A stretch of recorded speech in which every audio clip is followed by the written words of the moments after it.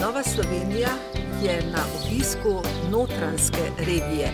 Obiskali smo vrtec na Vrhniki, to je župnijski vrtec.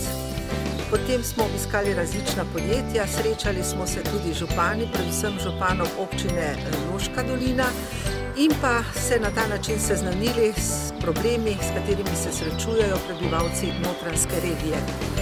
Celotno vodstvo Nove Slovenije pa se je sestalo tudi z našimi simpatizerji in volivci v občini Logatec.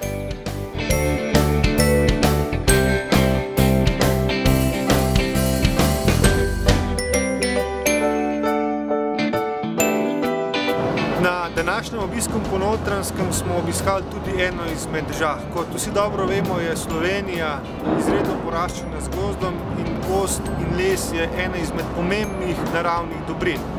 Pogovarjali smo se predvsem o tem, kako to naravno dobrino boljše izkoriščati v prid države in vseh državljanov. Ugotovili smo, da se pojavlja kar nekaj anomalij, zrasti ogromno dobrega lesa se izvoz v Avstrijo in to je ena izmed stvari, ki bi jih bilo potrebno rešiti boljše v korist Slovenije. In prav zaradi tega smo se danes poslanci Nove Slovenije odločili, da bomo v kratkem organizirali in sklicali izredno sejo parlamentarnega odbora za kmetijstvo, kjer se bomo pogovarjali in razpravljali o problematiki izkoriščanja tega naravnega bogatstva, torej lesa, in kako te stvari urediti znotraj države na način, da bo imela Slovenija in njeni državljani čim več od tega, ne pa sosednje države.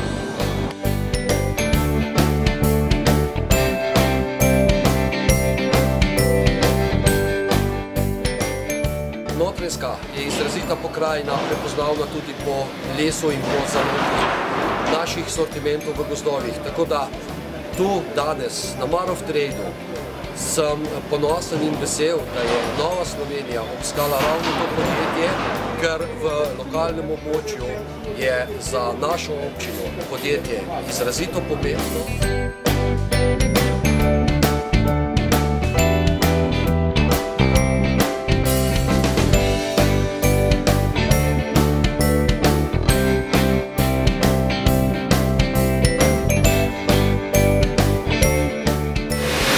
Tukaj smo v proizvodnji podjetja Fragmat, vidimo, da je proizvodnja tehnološko izjemno na visoki ravni in kar ponosni smo, da smo lahko danes gostje tako uspešni gospodarski družbi.